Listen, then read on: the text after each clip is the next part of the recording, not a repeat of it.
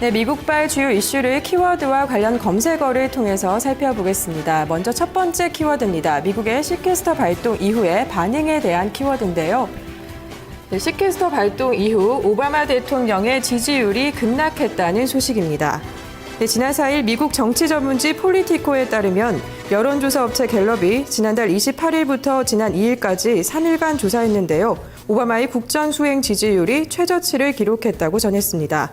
과연 얼마 만에 낙폭을 보였을까요? 낙폭 보시면요, 이 재선 이후에 최저치를 기록했습니다. 네, 오바마의 국정수행 지지율은 평균 46%로 한 주 전에 53%에서 7%포인트 하락했는데요.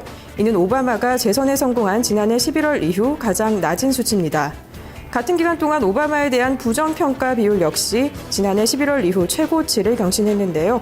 46%로 한 주 전보다 6%포인트 올랐습니다. 그렇다면 이 같은 지지율 급락의 원인은 무엇이었을까요? 네, 시캐스터를 막지 못한 것이 악재라는 반응입니다. 이 백악관과 공화당이 끝내 미 연방정부의 예산 자동 삭감, 이 시캐스터를 막아내는데 실패한 것이 악재가 됐는데요. 시캐스터는 지난 1일 오바마 대통령의 서명에 따라서 공식 발효가 됐습니다.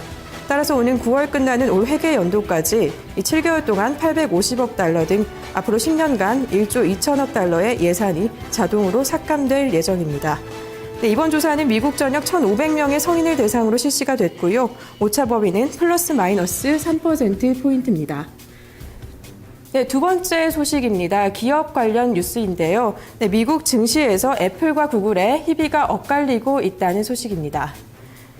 네, IT 업계의 두 공룡이죠. 애플과 구글이 주식시장에서 대조적인 모습을 보이고 있습니다. 애플의 주가는 지난 4일 미국 뉴욕 증시에서 2.4% 미끄러지면서 시가총액이 3,944억 5천만 달러까지 줄었는데요. 애플의 시총이 4천억 달러 이하로 떨어진 것은 지난 2011년 말 이후에 처음입니다. 네, 애플의 부진은 최근 몇 달간의 주가 흐름을 보면 더욱 두드러지는데요. 최근 몇 달간의 주가 흐름 보겠습니다. 네, 애플은 6개월간 37%가 빠지는 모습을 보였습니다. 스티브 잡스가 사망한 뒤에 야심차게 내놓은 아이폰 5가 판매가 예상보다 부진했기 때문인데요. 지난주 진행된 주주총회에서 이 투자자들은 팀쿡 최고 경영자에게 주가 하락에 대한 대책을 요구하기도 했지만 그는 뾰족한 수단을 내놓지 않았습니다. 하지만 스마트 시계죠. 이 애플워치가 이르면 올해 나올 수 있다라는 소식과 워런 버핏이 최근 현금 보유를 둘러싼 논쟁에서 애플의 편을 들어주고 있는데요.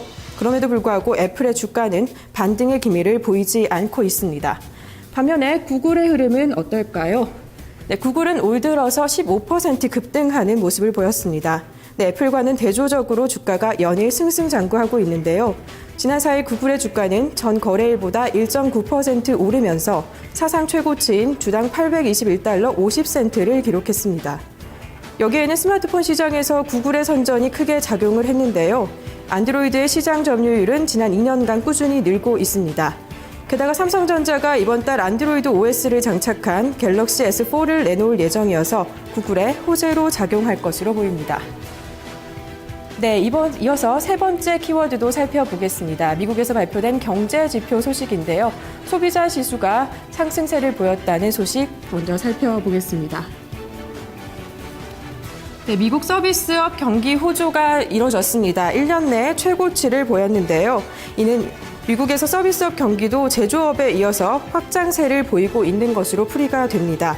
그렇다면 발표된 지수의 흐름은 어떤지 알아보도록 하겠습니다. 네, 2월에 ISM 서비스업 지수가 56을 기록했습니다. 이는 지난 1월에 55.2는 물론이고요. 시장에서 예상했던 55를 모두 넘어서는 수치입니다. 또 경기 확장과 침체의 기준점이 되는 50선도 넘어서면서 경기 확장세가 지속되고 있음을 보여주고 있습니다. 네, 세부 항목도 살펴보겠습니다. 세부 항목 보시면요. 신규 주문과 제품 가격이 호조세를 보였습니다. 신규 주문 지수는 49에서 54.5로 개선이 됐고요. 이는 2011년 5월 이후에 최고치를 기록했습니다. 반면 제품 가격 지수도 58에서 61.7로 상승했고요. 기업 활동 지수도 전달보다 높아졌습니다. 하지만 고용 지수는 57.5에서 57.2로 소폭 조정하는 모습을 보였습니다. 지금까지 미국발 이슈를 주요 키워드와 관련 검색어를 통해서 살펴봤습니다.